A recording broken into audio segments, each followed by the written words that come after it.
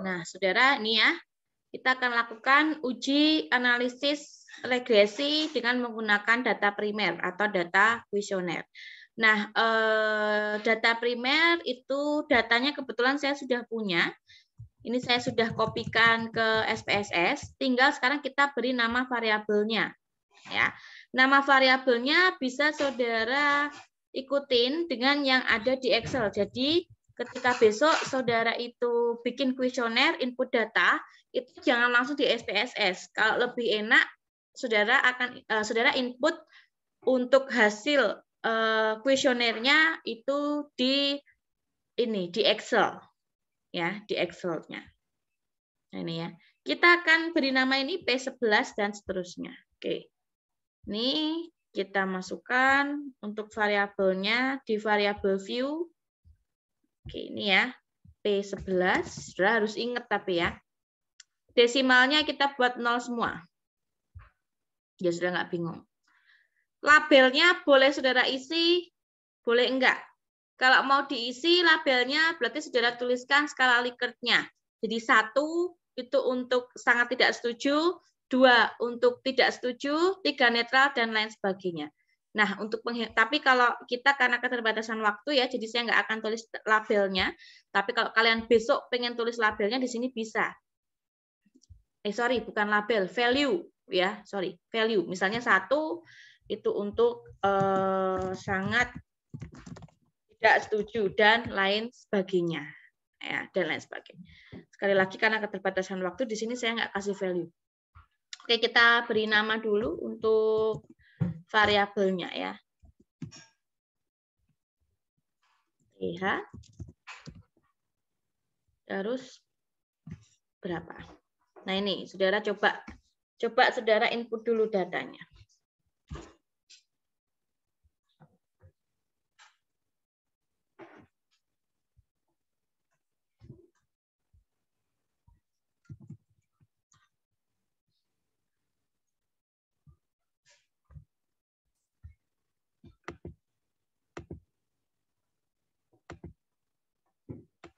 Ya. Ini P31, P32, P33, P34, TP. Ini P2 dulu ya. Ini P21, P22, P23, P24. Ini P31, P32, P33, P34. Ini TL. T41, P42, P43, TP. Jangan lupa desimal kita buat 0 semua supaya enak ya. Nggak apa-apa sih, tapi supaya kelihatan kalau ini data primer.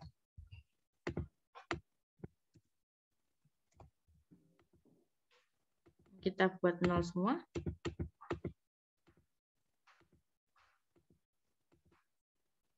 Bu, berarti kalau variabelnya banyak, item pertanyaannya banyak, jumlah respondennya banyak banget yang harus kita isi. Ya, kalau menggunakan SPSS.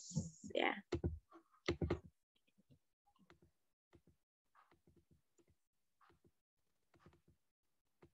Ya. Oke. Saya tunggu, barangkali ada yang belum selesai, sehingga didapatkan data view seperti ini. Ada yang sudah selesai atau belum?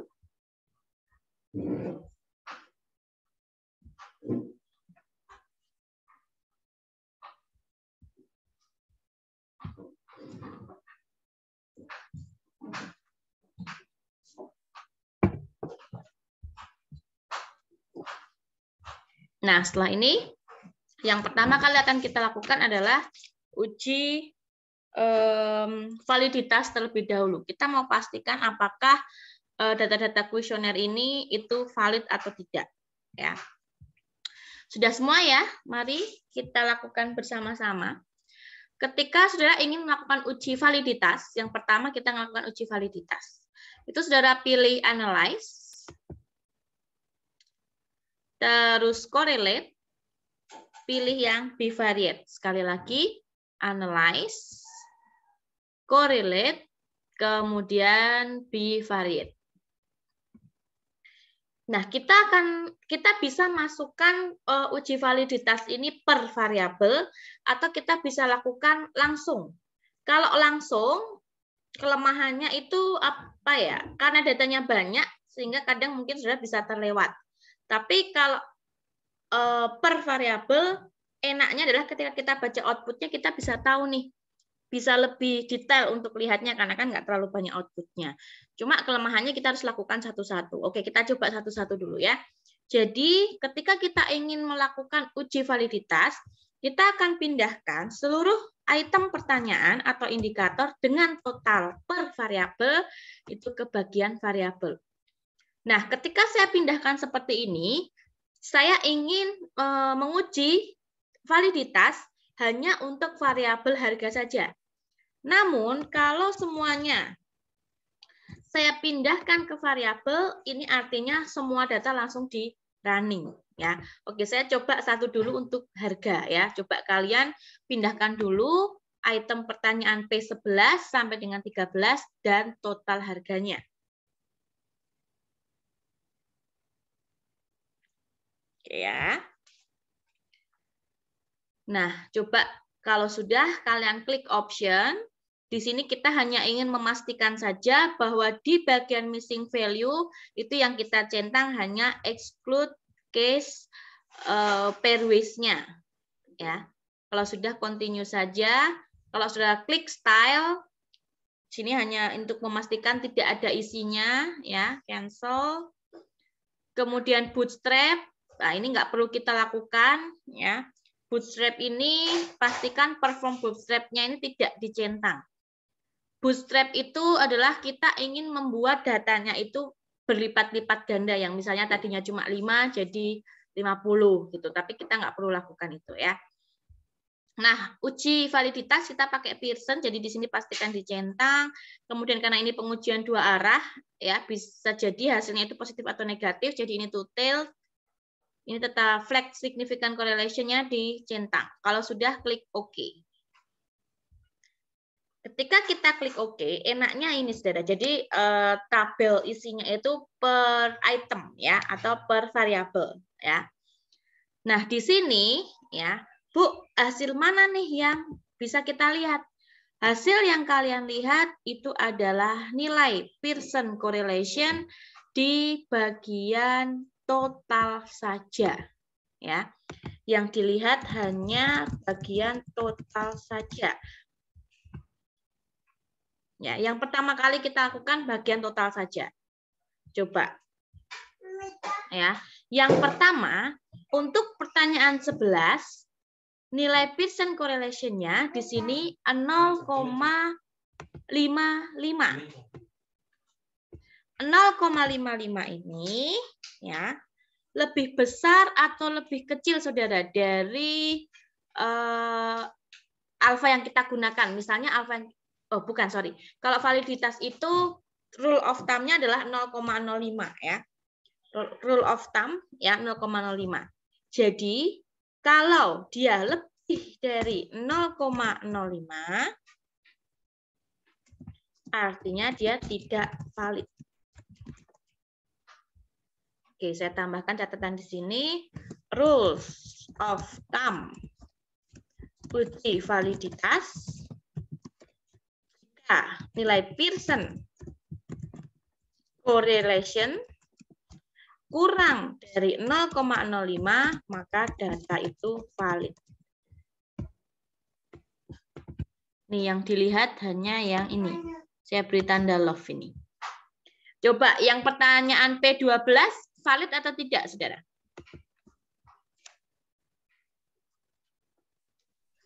Tidak, Bu. Tidak ya, oke. P13? Tidak valid. Tidak juga. Ya. Bagian total malah satu bulat, berarti tidak valid. Bisa ya. Nah, ini untuk mendeteksi datanya itu valid atau tidak. Oke, sampai sini silakan sudah print screen dulu. masukkan ke Word. Permisi, Bu. Ya, silahkan. Tadi punya saya itu nggak ada pilihan stylenya, Bu. Jadi hasilnya saya beda sama punya Ibu. Oh, coba Mbak Aisyah bisa share screen? Sebentar, Bu. Saya ganti ke laptop sebentar ya, Bu. Oh ya. Yang mana? Yang lain mungkin ada hasil yang berbeda?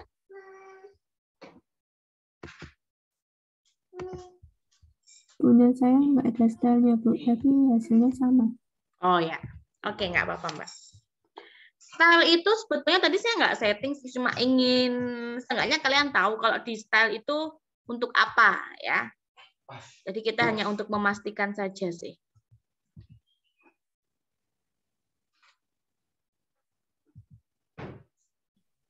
Saya izin share screen ya, Bu. Boleh, silahkan.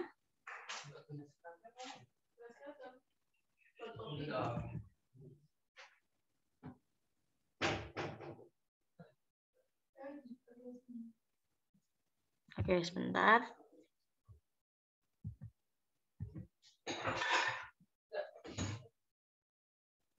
Bentar ya.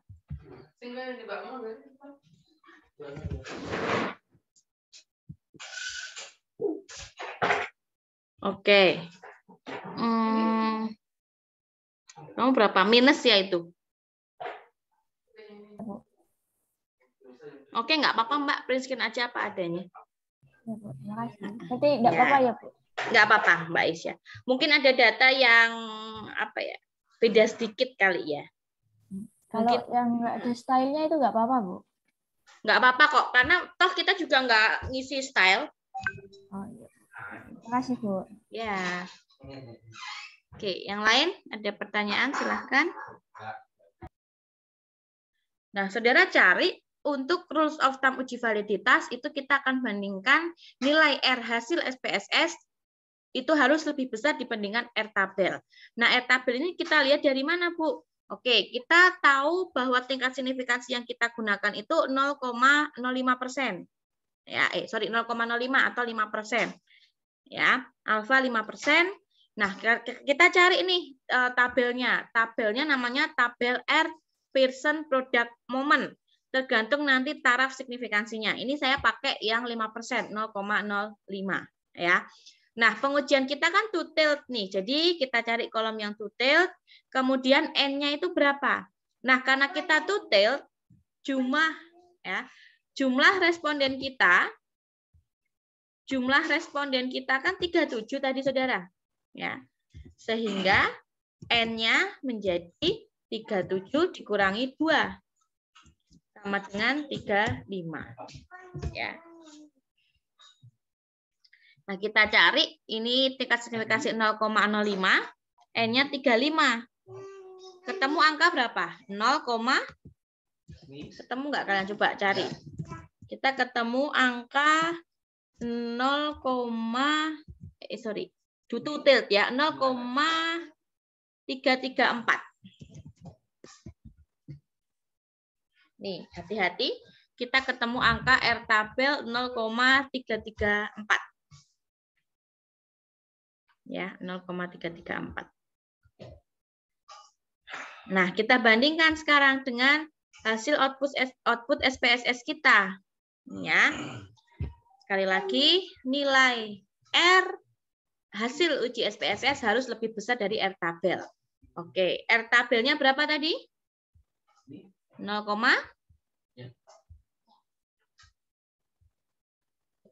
ya. Ini R tabel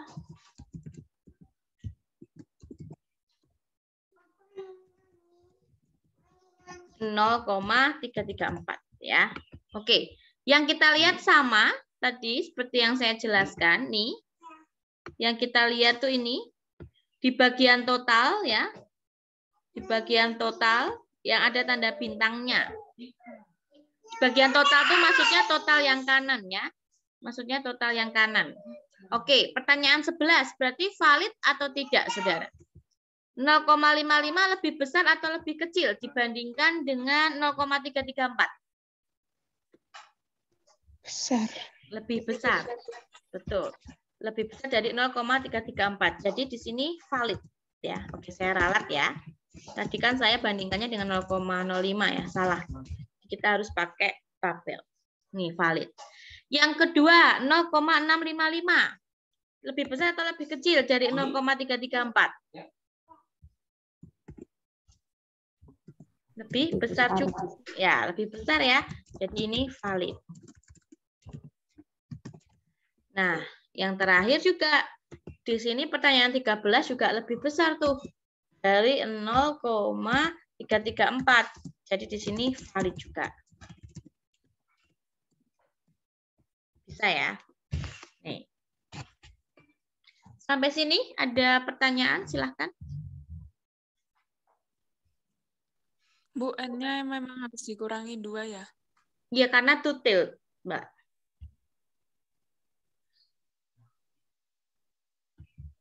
Kalau di PowerPoint itu Nggak dikurangi ya? dikurangi, Bu. Atau mungkin tabelnya ya yang beda ya. Oke, coba nanti saya konfirmasi ya. Yang penting saudara harus tahu ininya udah nggak tingkat signifikansi ya. Kita bandingkannya dengan nilai R tabel ya. Oke, coba saya nanti cari dikurangi atau enggak. Mungkin tabelnya ya. Kalau saudara dapat tabel Pearson yang tidak langsung N itu, oh sorry saudara, sorry, yang dikurangi 2 itu kalau kalian nemu tabel Pearson yang pakai DF. Maaf, berarti ini nggak perlu kita kurangi 2 ya. Sorry. Coba Mbak Endri bisa bantu saya. Kalau N-nya 37, tetap dengan jumlah respondennya, berapa hasil R tabelnya, Mbak? 0,325, Bu. Oke, ya. R tabel, sorry. 0,325 ya. Ya. Oke, berarti ini tinggal kalian bandingkan saja dengan 0,325 ya. Tetap semuanya valid ya, Mbak Endri ya? Iya, Bu. Ya, oke. Oke, ralat. Thank you, Mbak Endri. Rules of thumb. Sorry. Thumb yang baru. Kalau kalian dapat tabel Pearson diketahui N, berarti N-nya saudara pakai jumlah responden.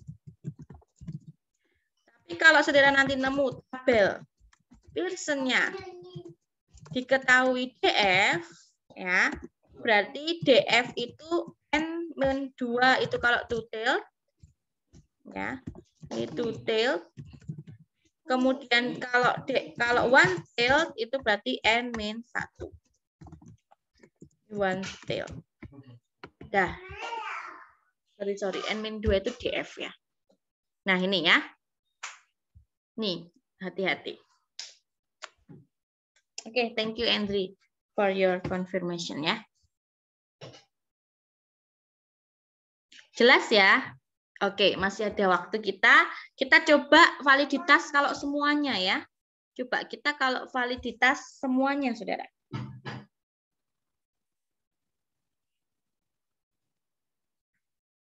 Yuk, kita bandingkan dengan kita akan coba semuanya. Oke, kita kembali ke data SPSS. Ya, kita kembali ke data SPSS. Analyze, correlate, bivariate. Ya, kita coba kalau semuanya kita masukkan. Biar saudara tahu bedanya. Pindahkan semua variabel yang ada di kiri ke kolom yang kanan, kemudian oke. Nah, ini yang saya maksud saudara. Kalau langsung, itu saudara pusing lihatnya. Walaupun caranya gampang ya. Tapi tetap kalau misalnya saudara pengen lihat, ini saudara langsung lihat di bagian T-nya ya.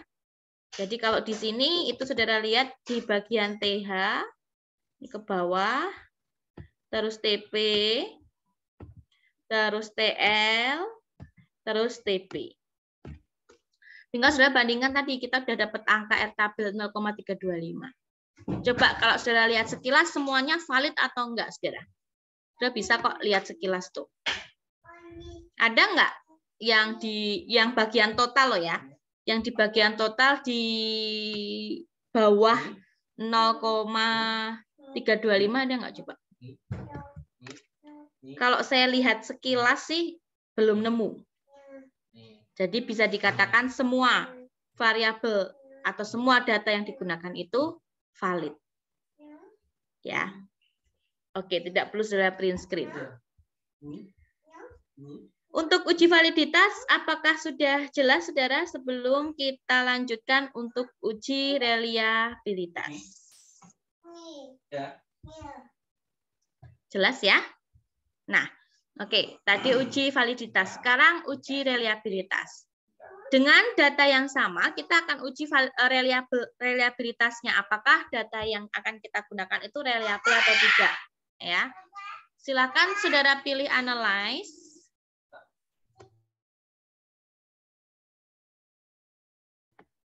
Analyze. Kemudian saudara pilih scale. Kemudian reliability analysis. Analyze, scale, kemudian reliability analysis. Nah, kita akan pindahkan item butir pertanyaan ke bagian item, tapi tidak pakai total. Jadi totalnya nggak ikut. Ya, kita pindahkan. Sekali lagi sama ya. Kalau saudara bingung, saudara boleh lakukan per variabel.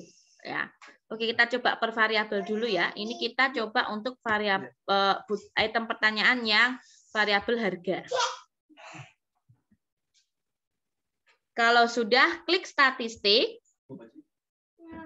ya, kita centang bagian correlation, covariance, and scale if item deleted. Jadi ada 3.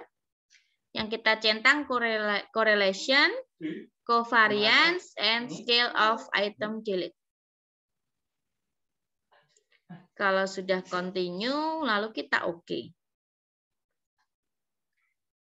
Nah, hasil reliabilitasnya untuk variabel harga yang kita lihat itu hanya dari tabel reliability statistik.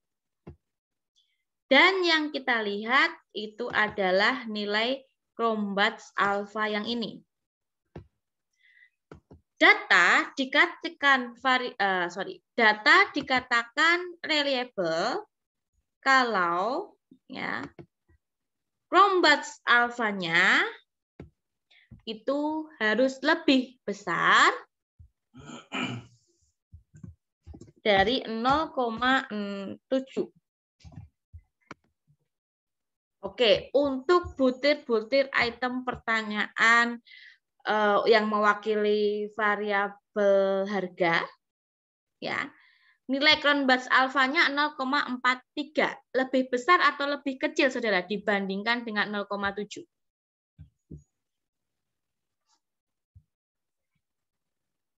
Coba, lebih besar atau lebih kecil dari 0,7? Lebih kecil. Lebih kecil ya. Sehingga ini tidak reliable. Bu, maaf, kayaknya share screen-nya belum jalan deh, Bu. Oh, sorry saudara. Sorry. Nah ini, wah saya ulangi ya. Nih, Cronbach's alpha yang kita lihat yang di sini ya. Ini kita bandingkan harus lebih besar dari 0,7. Nah di sini nilai Cronbach's alpha-nya, ini yang dilihat hanya di tabel pertama ya, di kolom pertama. Cronbach's alpha di sini itu 0,43, saudara. Ya.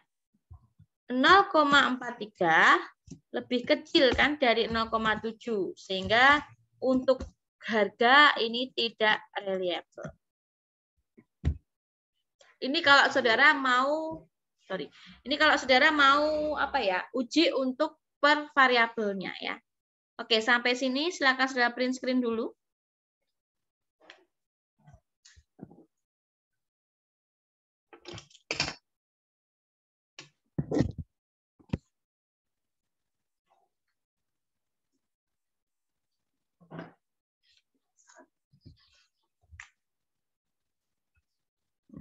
Nah, sekarang kita mau coba kalau semuanya langsung kita uji gimana, Bu, gitu ya.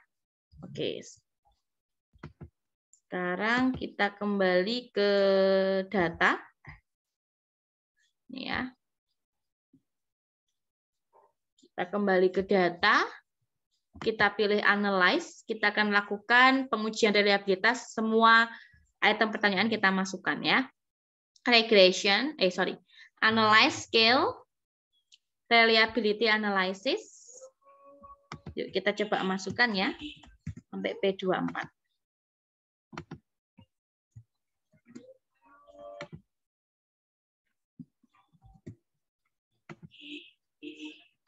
Nih, kita masukkan semua statistik nih ya, pastikan correlation, covariance, and scale of item delete-nya dicentang, lalu oke. Nah, coba tahu nggak bedanya kalau kita uji per variabel atau apa ya? Kita uji untuk pertanyaan-pertanyaan per variabel dengan seluruh pertanyaan. Coba hasilnya. Ya, coba kalian lihat reliable atau tidak ketika kita uji semua langsung. Ada yang bisa jawab? Saya kasih nilai partisipasi.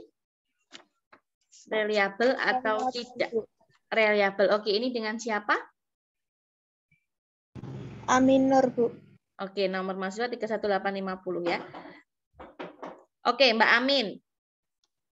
Kok bisa tahu reliable? Lihat dari mana? Itu nilainya 0,894. Ya. Lebih besar dari 0,7. Betul. Nih ya.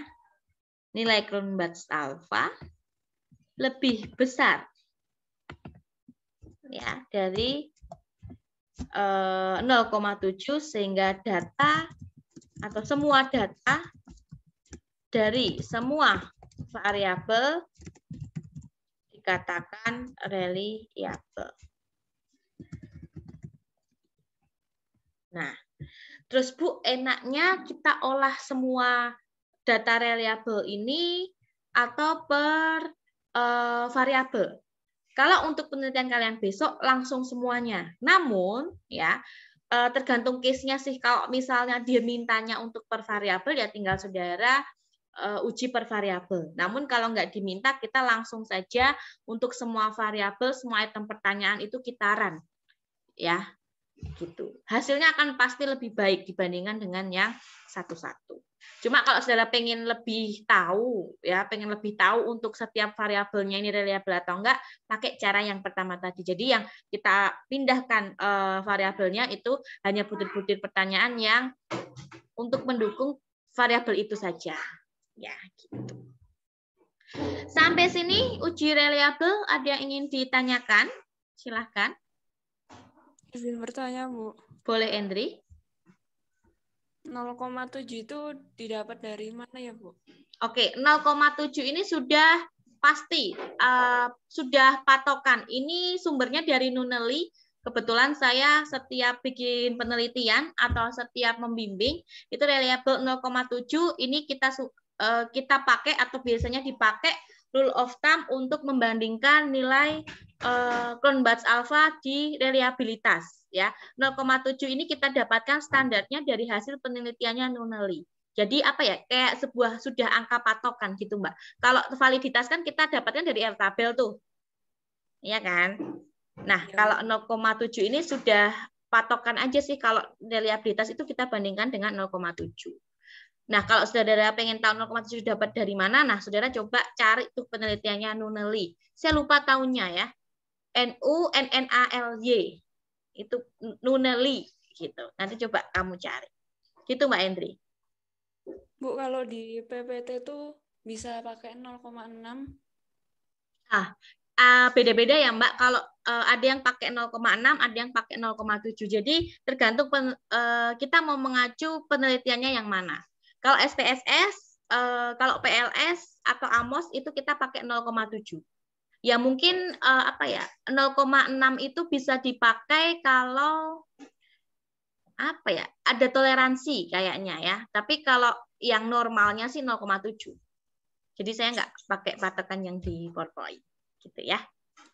Bu, terima kasih. Iya. Cuma yang harus Mbak Henry dan yang lain ketahui 0,6 itu juga patokan ya, bukan kita cari 0,6. Itu juga pasti mengacu pada penelitiannya siapa. Cuma yang normal ya, yang bisa digunakan di berbagai macam aplikasi statistik itu 0,7 sih. Jadi saya pakainya yang 0,7. Oke, semoga bisa menjawab pertanyaan kalian ya. Nah, yang terakhir sebelum kita akhiri, kita akan lakukan uji hipotesis. Ya, kita akan lakukan uji hipotesis. Coba semuanya kembali ke data. Nah, tadi ya sudah valid, sudah reliable, kemudian kita akan lakukan uji analisis regresi berganda. Kenapa berganda? Karena tadi X-nya itu kita punya 3, X-nya kita punya lebih dari 1. Ya. Dengan data yang sama, kita pilih analyze, regression, kemudian linear. Sekali lagi analyze, regression, kemudian linear. Kita pindahkan variabel dependennya tadi kan minat beli itu kan TB ya. Yang sudah pindahkan di sini adalah totalnya. Sekali lagi totalnya.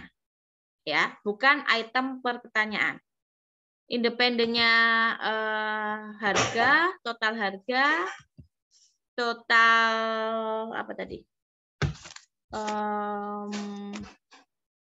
Promosi ya kalau nggak salah, dan total loyalitas. Kalau sudah oke. Oh, tadi yang reliabilitas jangan lupa di print screen ya, lupa saya. Jadi nantinya dikumpulkan hanya 3 print screenan. Validitas, reliabilitas, dan regresi. Ya. Nah, Bu, kita bisa tahu hipotesis diterima atau enggak itu dilihat dari yang mana nih hasilnya. Nah, saudara bisa lihat dari hasil koefisien di sini. Nih, lihat tabel yang ketiga di sini. Oke, untuk harga, coba.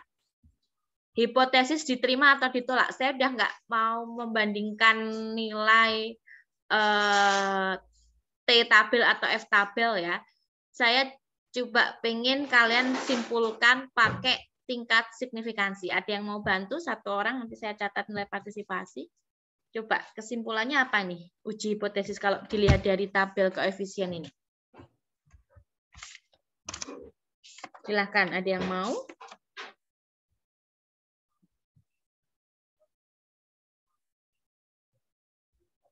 Ada yang bisa? Saya kasih clue lagi deh.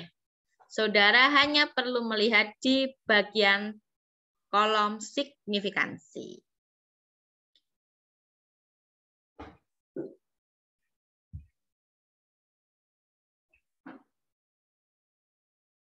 Ada nggak hipotesis yang diterima? Ada yang mau coba? Alfa kita berapa, saudara? 0,05. 0,5, Bu. Oke, Mas. Mas dengan Mas siapa ini? Abdillah.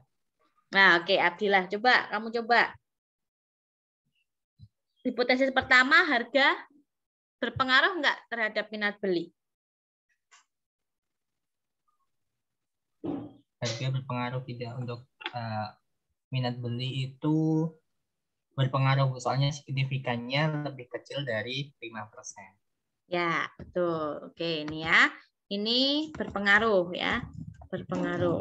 Karena lebih kecil dari 0,05. Terus yang promosi gimana? Sama juga berpengaruh, soalnya signifikannya lebih kecil. 0,05. Lebih besar. Nah, 0,05, lebih besar. Lebih besar. Berarti tidak berpengaruh. Tidak berpengaruh. Ya, hati-hati loh kalian, banyak yang kebalik 0,0-nya ya, gara-gara 0,0-nya ya. Tidak berpengaruh ya. Oke, yang terakhir? Tidak berpengaruh juga. Karena? Lebih besar dari 5%. Ya, oke. Berarti loyalitas tidak berpengaruh terhadap minat beli. Yang berpengaruh itu harga. Logikanya kita sebagai konsumen, harga mahal dikit aja udah nggak mau beli misalnya gitu ya. Jadi benar-benar harga ini berpengaruh terhadap minat beli. Oke, thank you Abdillah. Nomor induk mahasiswa berapa? 31436. Oke, thank you ya. Bu mau tanya.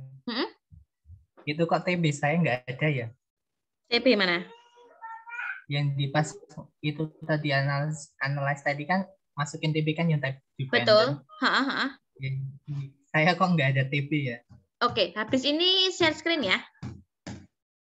Iya, Bu. Bisa nggak? Oke, sebentar ya. Nah, jadi berdasarkan hasil analisis regresi berganda, dan tadi sudah dibantu oleh Mas Abdillah juga, kesimpulannya adalah bahwa ternyata harga berpengaruh signifikan terhadap minat beli, sedangkan promosi dan loyalitas tidak berpengaruh terhadap minat beli. Nah, saudara lihat dari hasil koefisiennya. Ya, nah jadi hari ini kita sudah belajar nih untuk uji validitas, uji reliabilitas, dan uji analisis regresi berganda kalau data yang kalian gunakan itu data primer. Ya, semoga ini bisa membantu saudara suatu saat nanti ketika membuat sebuah penelitian dengan data kuesioner. Ya, oke.